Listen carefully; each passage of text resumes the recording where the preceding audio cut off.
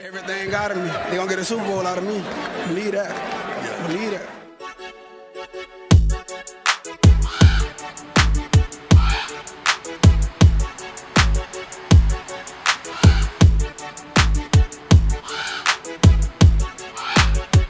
I'm a Raven. It's on. All year. Every year.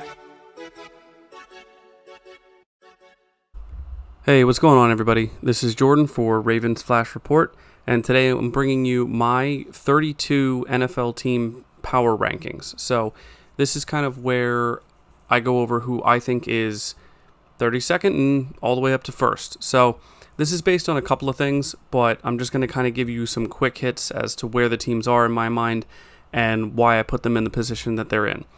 Feel free to disagree. That's fine. This list is just my opinion. If you have another take, feel free to leave it in the comments. Otherwise, let's get into number 32, the Arizona Cardinals. So basically, the front office is pretty much just trying to tank. The players on the field are the only ones that want to win, and they have some pieces, but with Murray out, not much hope. All right, moving on. 31, the Texans. They do have some good pieces, but they're still young, and they're still rebuilding. So, new head coach, new quarterback. So yeah, they've got some good pieces, but they got a ways to go still. Panthers, same as the Texans, except they're in a weaker division, so I think they might do a little bit better. Number 29, Falcons. They have good weapons, but I have some serious questions for Ridder. I don't think he's the future. I don't think they think he's the future, but you got to try to get something out of him with the weapons that they have on their team. Number 28, the Colts. Again, they have decent pieces, but I'm not really sure about Richardson and his development. Hopefully he can develop into a better and more accurate passer. If so, then this team is going to be a lot more dangerous. All right, number 27, the Buccaneers. There's pretty much question marks everywhere. I mean, again, they have some playmakers, but those playmakers have question marks. Mike Evans. And Baker Mayfield, he'll win you some games, and he will 100% lose you some games.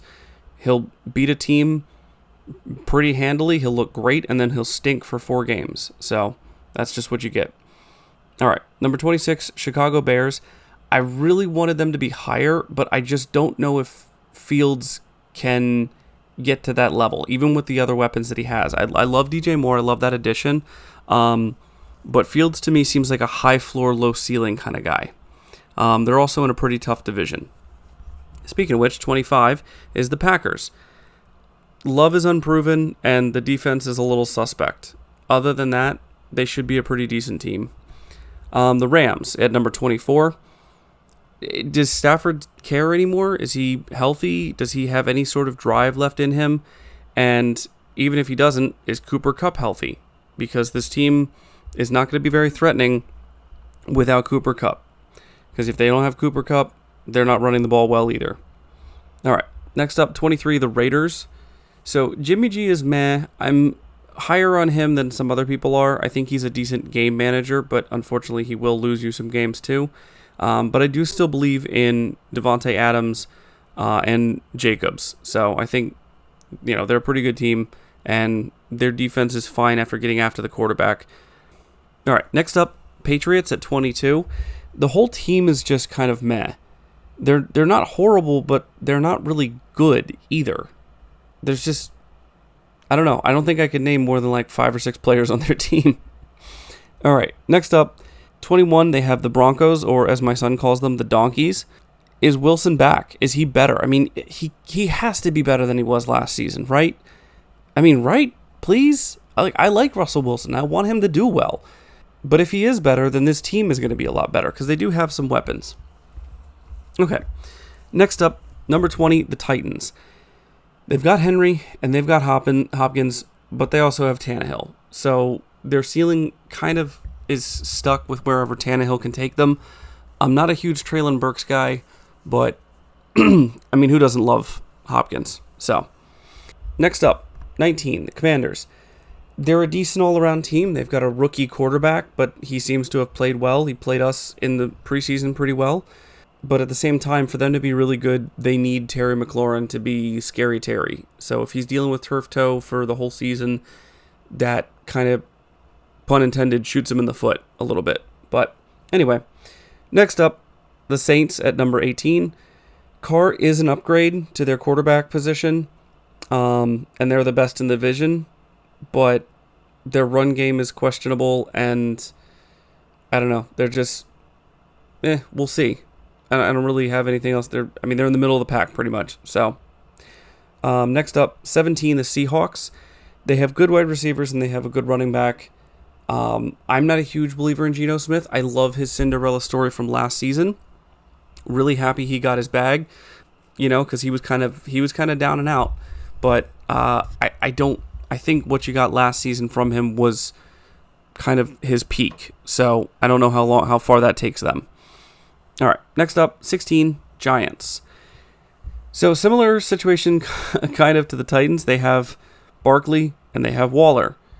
I don't know who else Daniel Jones is throwing to. I don't know how much that matters because Daniel Jones, just because you pay him, doesn't mean he's going to get better. And Daniel Jones is fine, but yeah, I think he's better than Jimmy G, but not by much. So, all right, next up, 15, I have the Steelers. They have a good offense, they've got good weapons, and they have a good defense. I think they have the best pass rusher in the league in TJ Watt. I'm not 100% sold on Pickett. I'm just not yet. I know he did good in the preseason. I know he was coming on strong at the end of the year last year.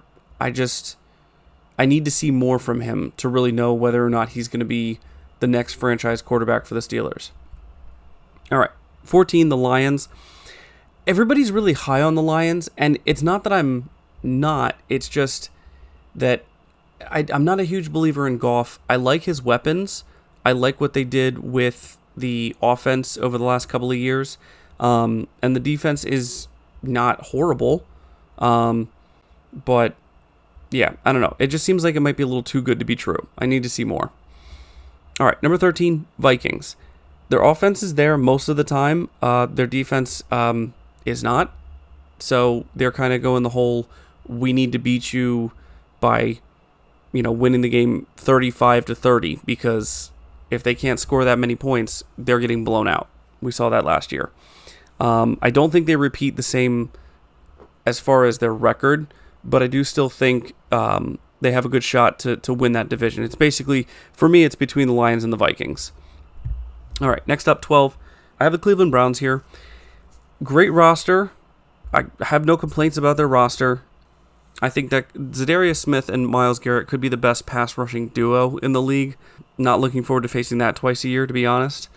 But, are they going to be the Browns again? Are they going to have all this talent and just be the Browns? I hope so. I think it's funny. But anyway, next up, the Jags at 11.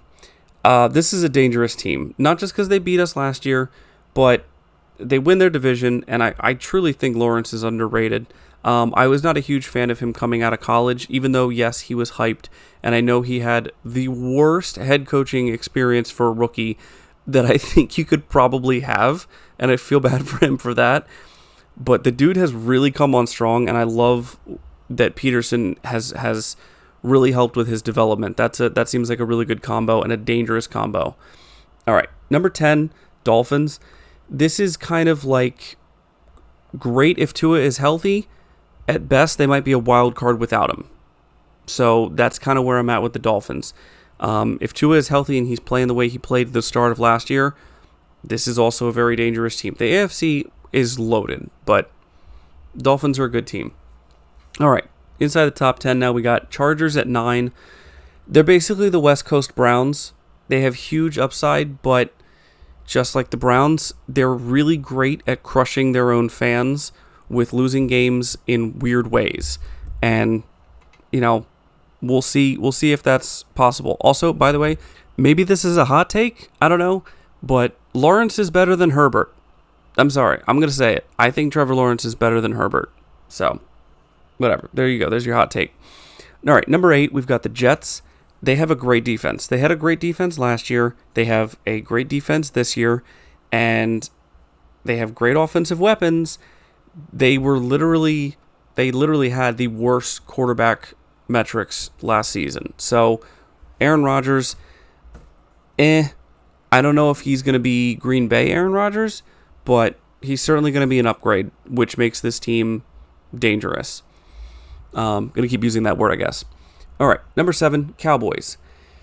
For them, again, the only question mark here is at quarterback. And I don't think Prescott is a bad quarterback. I think he's mediocre to good. I don't think he's the quarterback to go down the field and win you games in the fourth quarter in 2-minute drills. He just doesn't really seem to have that it factor to him. And it's not that he's not tough. Like, he'll run the ball, he'll, put his body on the line, obviously, but I don't know, man. He just doesn't really seem like a real baller. I don't know. All right. Next up, number 6, the Bills. So they seem to kind of have taken a step back. I'm not sure what it is about them. They just seem off. I don't know if it's the Stephon Diggs issues. I don't know if it's just that they had absolutely no run game at all towards the end of the season. They looked pathetic against the Bengals in the playoff game, but I don't know. They just seem to have taken a step back. All right, number 5, I have the Ravens, where basically if they can stay healthy, they're going to be one of the best teams in the NFL, and if they can get this new offense clicking, then even better. But I look forward to seeing how they look and how this defense also stays healthy, hopefully, for the rest of the season. All right, next up, number 4, 49ers.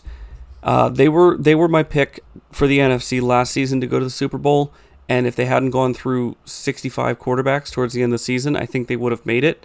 And they're basically the same as the Cowboys, but better all around. I don't know if Purdy is the answer, but we'll see. They're a really good team. Can't count them out. Number 3, Bengals. I mean, Burrow and Chase are super dangerous.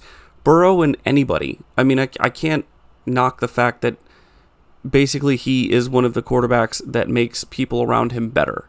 So, yeah, again, the Ravens defense seems to have a good mark on him so far. I hope that trend continues and he doesn't have any more 500-yard games against us. But they also have a really good defense. All right, last 2. So Eagles at number 2. I mean, they're the Super Bowl runners-up, and they didn't take a step back from what I could tell. It seems like they're still going to be dominant. They added another really good run stuffer in the middle, and they were able to keep Darius Slay. So, good marks all around. Number 1 is the Chiefs. I mean, Mahomes wins games with only 3 limbs and falling sideways while throwing touchdowns. I mean, basically, you got to beat the king to wear the crown, right? You got to take them down if you want to sit on the throne. And I don't know. We'll see who can. There are ways to beat the Chiefs, but doesn't seem like a lot of teams have been able to figure it out. But, yeah. All right, so that's 32 through 1 through 32. Like I said, if you guys have different thoughts, if you have these in different orders, let me know. And, yeah, looking forward to starting some football on Sunday. And, yeah. All right, well, that's all I got for you guys tonight.